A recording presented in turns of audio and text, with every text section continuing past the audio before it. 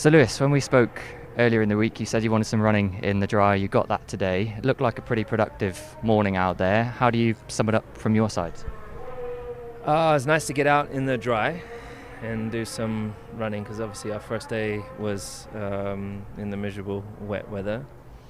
And it was good to get out and kind of see. Obviously I drove in Verano just one lap or 2 laps I think we did, just to kind of feel the car. So it was great to be able to get some running and understand the tyres.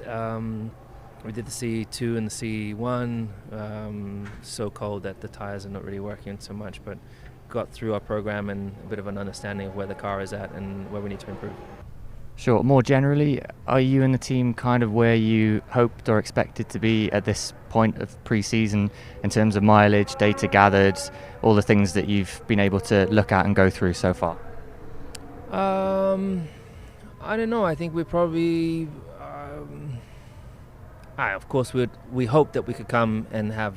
When you come to the test, you always want to get a lot of mileage. Like today, I did 85 laps in the morning, which is amazing.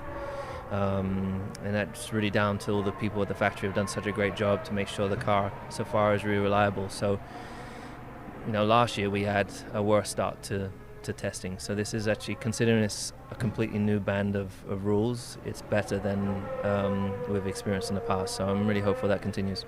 And just finally, Charles back in the car for this afternoon. See you with your headset there. You've been out on the pit wall kind of following the action. What's the plan for the rest of this shakedown on yours and Ferrari's side? For us, it's, still continue to try and get as much mileage and knowledge on this engine and on the car and the aero side.